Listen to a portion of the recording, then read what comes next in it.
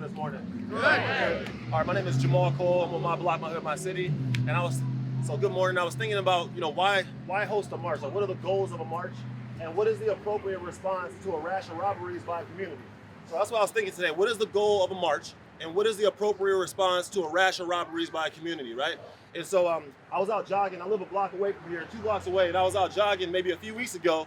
And somebody ran outside, he saw my hoodie. He said, "Hey, do you work for that organization?" I said, "Yeah, I do." He said, "Well, do you live in the area?" I said, "Yes, I live in the area." He said, "Good." He said, "Beverly needs more community organizers because there's been a rash of robberies and my home was recently broke into." I was like, "Dang, man, are you okay?" He said, "Yeah, my family is okay." I said, "All right, good, man." I was like, "But this happened on this block?" Because it was a big home, manicured lawns. I was like, "This happened in Beverly?" And we both kind of laughed. I was like, "This happened in Beverly?" But that's kind of like tongue in cheek because we know it can happen anywhere in Chicago. We know Chicago is block by block. We know bullets ain't got no names on them. We know burglaries ain't got no addresses. And all we really have is an illusion of security, really, sometimes in Chicago. And don't be alarmed by that. That's because large cities, they bring great wealth and great poverty together. When they come together, there's a higher financial incentive for robbery, right? And then because you live in a big city, what that means for a criminal is that you're not going to be recognized. There's a lower probability of being recognized and being arrested. So we know why there's so much crime in Chicago. But the good part about that, y'all, is that we have a solution. And that's for us to be connected as neighbors. What I do as a job is I start block clubs in Chicago. Block clubs are small groups of people that get organized to improve the quality of life on their block. So if there's 15 houses on this side of the street and 16 houses on that side of the street, these people connect once more to talk about their block. I just truly believe the more connected we are, the safer we are, the healthier we are, the happier you are. Bring me out to your block. I will help you guys organize. If you say, "Hey, Jahmal, we want a speed bump," or "We don't want the old speed, we don't want the new speed bumps, they be breaking up our tires. We want the old speed bump." I can help you with that. If you say something like, "Jahmal, we don't want the new LED street lights, we want the old fluorescent street lights because that lights up the alley," we can help you with that. If you say, "Jahmal, how many signatures do we need for a stop sign?" my organization can help you with that, right? If you want to pick up trash in your alley, if you got a drug house in your block, whatever, we can help you with that. I don't know how many drug houses it is out here, but if you want that on your block, I'm serious, we can help you with that, seriously. The more connected we are, the safer we are, and the healthier we are. And so I gave him my card. I want y'all to take my card before I leave. I gave him my card and said, "Bring me out to your block in Beverly. I want to help you organize your block." Okay, so a few weeks later, I was at BAPA, Beverly Area Planning Association, with Mary Jo. And I was giving thank you, shouts to Mary Jo, man, shouts to her. Hey, thank you. Look, I don't want to talk y'all to death, but I was over there, I was giving a presentation with the young community organizers in Beverly. It was a group of young community organizers, all from Beverly, and the title of my presentation was "Democracy Starts on the Block." It doesn't start at the top. So the mayor doesn't demand that you get to know your neighbors. But if you want your block to be safer, you got to demand that of yourself, right? The alderman is dope, but the alderman doesn't demand that you pick up the trash in your alley. But if you want there to be less rats born in your alley, you got to demand that of yourself, right? The senators don't demand you go to Springfield to advocate for education reform. But if you want there to be equitable per pupil tuition funding, you got to go down there and advocate for that for yourself. So I was telling the young organizers, what's something simple you can do to make a positive impact on your block? And after that presentation, Mary Jo talked about the rash of robberies in the area, and she was like, "What are we going to do in response?" And she decided to do a march. I said, "Mary, if you do a march, I'm going to be there. I'd like to say a few words." Cool. A couple days later, she sent me a text message with a flyer.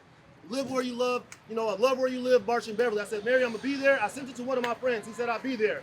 Y'all, I sent it to another one of my friends, and you know what he said? He said, "Jahmal, I don't know if I'm going to be there because I'm torn." I said, "Why are you torn to be at a march?" He said, "Because I don't want to show up at now this is happening, it's a nice white people type march." I said, "What?" He said, "I don't want to show up to now this is happening to nice white people in Beverly type march. Because if there was something that happened in Chatham, there wouldn't be a march, right? So if there was something that happened in Inglewood, there wouldn't be a march. So why is there a march in Beverly when something happens, right? I don't want to show up to now this is happening to nice white people type march." And it was a white dude that told me that, from Beverly, right? And so I said, "Oh man," but it got me thinking, right?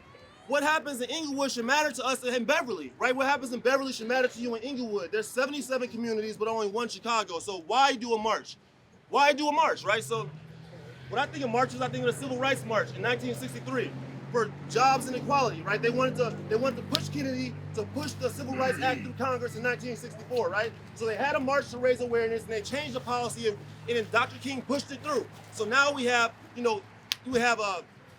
everything because of civil rights, right? We have affirmative action. We have the promise of equality. We have prohibition of public spaces or public schools. We have integration of schools and public facilities. We have laws that protect us against employment discrimination.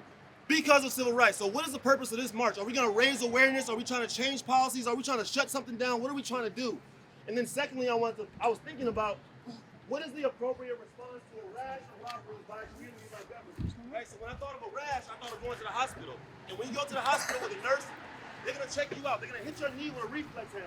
If they hit your knee with a reflex hammer and there's no knee-jerk reaction, there's something wrong with your central nervous system, probably, maybe, not all the time, but if they hit your knee with a reflex hammer and there's no reaction, there may be something wrong with your central nervous system. Now, if somebody robs somebody in your block, if somebody breaks into a carjacking on your block and there's no reaction, if there's no physical reflexes, there might not be something wrong with your central nervous system, but there's definitely something wrong with the community's nervous system, man, because you cannot just not do nothing, y'all. You can't just not do nothing. We know that a drug dealer will show up on your block at noon and they'll play loud music. If there's no response, if there's no reaction at all, they're going to play music for 3 hours really loud, and then they're going to come back the next day. And they're going to say, man, there was no reaction. I'm going to stay till 12 to 4 o'clock today and play loud music. If the drug dealer comes to your block and they play loud music for 4 hours and you don't do nothing, they're going to do that for a whole week.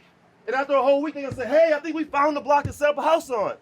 On this block, they don't say nothing. There's no physical reaction. There's no reflexes. We can sell all the drugs we want, right? So we as a community cannot just not do anything. We got to do something. And y'all, it don't matter. It don't matter if you don't know what to do. If you don't have there's a lot of activists in Chicago. You don't have to have a nonprofit that sets up block clubs like me.